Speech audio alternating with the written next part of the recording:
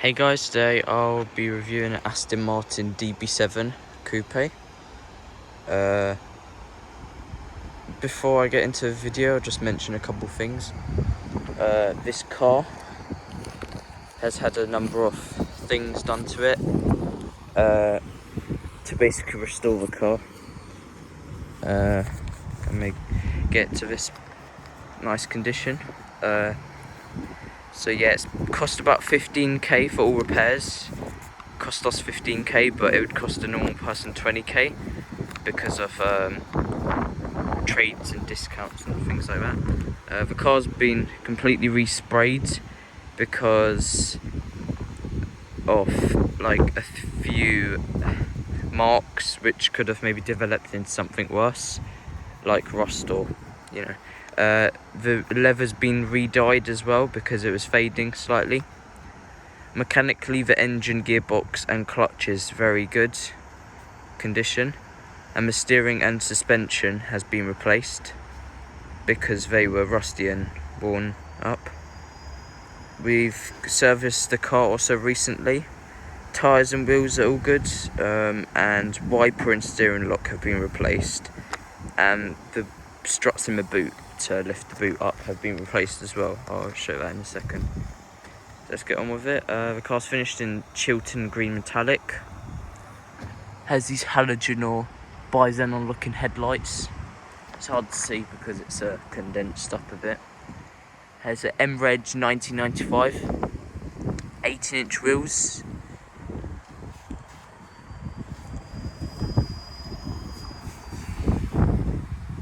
Has these twin exhaust tips.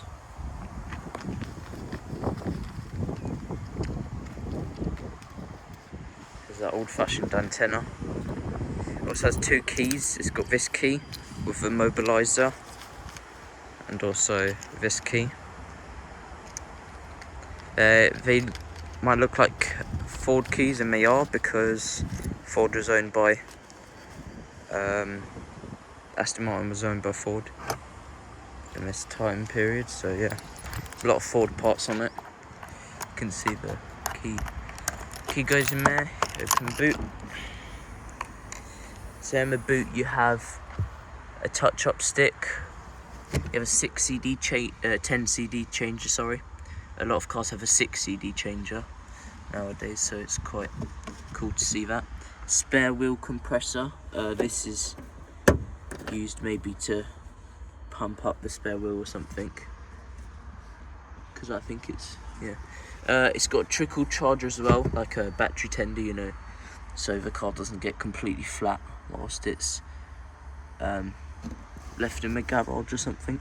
It's got a compressor, all the tools are there, the toolkit, the jack, that stuff.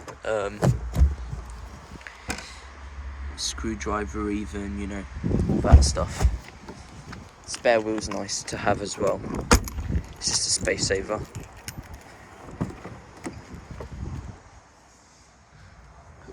Car, I think, is engaged. I just need to quickly lock and unlock the car so the mobiliser works properly.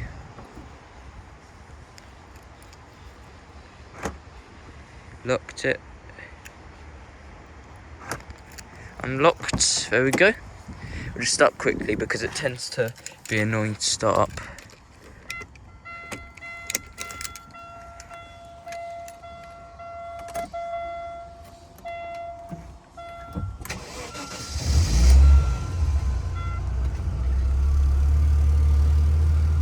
It also has a fly-off handbrake, so it's engaged right now, as it doesn't look like it, but it's designed so it goes down and you can get out of the car, because when this thing sticks, it's very annoying.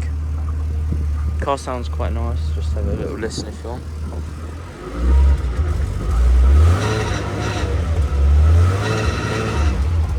The Supercharged sounds really nice as well.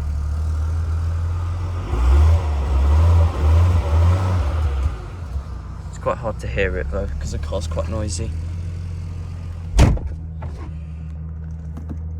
The car right now has 53,771 miles. Quite low mileage example, and it is a very good example. Some of these are probably in garage is rusting, so you know. It's got the Ford mirror control, a really old one from a Focus or something, you know. Has electric seats, which is quite nice, I'd say. Quite a luxurious thing to have back in 1995. You have two-way lumbar. The electric seats work perfectly fine. Heated seats, and then two-way adjustment for bottom and two-way, so basically six-way seats. Got window switches in the middle. Windows work perfectly.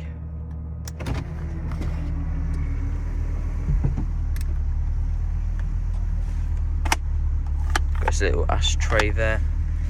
A cigar lighter, or 12 volt.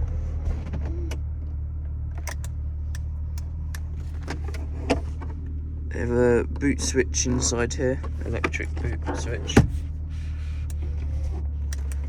You have a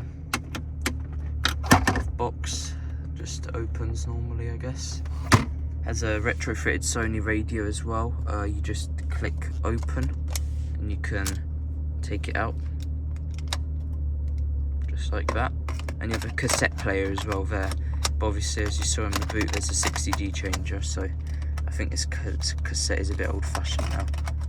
It's not really useful, but yeah. Just try to get a radio back in there. There we go.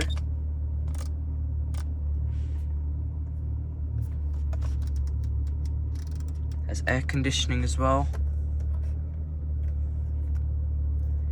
Clock in the middle. This car also has a cream interior with green piping. Yeah, so green dashboards, upper part, and then cream lower. Forgot to mention this car's. I think I did mention it's Chiltern Green actually. When I was on the outside, you have light switches. So you just click number 1 and number 2 for switches. You have a defroster. This is actually the one with the Ford, which I like. It's basically a heated windscreen without the blower, so you can see there's like a bit like the rear windscreen, there's little lines inside, little heating elements. It might be quite hard to see, but you can just see there, instead of having the thing which blows in your face, and it's quite loud. So you got that rear one as well. It's quite nice. You have fog switches, fog lights, I think. You have these two switches here, which I'm not sure exactly what they exactly do. Not entirely sure. I think it might be something to do with the lights. Yeah. We're just moving on the outside.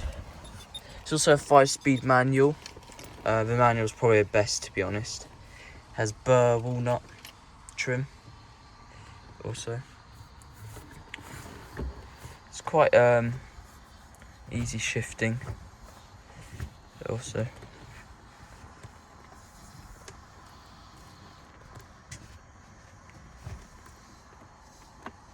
To put in reverse though seems a bit seems alright actually. Seemed like for a second you had to put it more than what you had to put it as. So if you move on the front, we'll open the engine, and it's also got a front hinged engine. So you got the latches up here somewhere. There we go. Has a 3.2 Eaton Supercharged AJ6, used in the Jaguars as well. Stands for Advanced Jaguar 6-cylinder. Yes, it's a straight 6, quite a lot of power, 340. I'd say it's quite good this time. So you could have had a manual 5-speed, which is that one. I think that's forgot what they call it, Tremec, or it's a get drag, something like that. Or you get the automatic, which probably isn't the best, probably just a bit not very exciting or engaging. Yeah, I think, which is a 5-speed as well, 6-speed. So yeah, quite a lot of power. You could have the 5.9 litre naturally aspirated V12, but it'd probably be considerably heavier. So yeah, it's probably a bit slower, maybe even than the V12, but than the straight 6. But yeah. So to close the bonnet, you just got to go on each side and push it down. Hope you guys enjoyed the video, and I'll see you in the next one.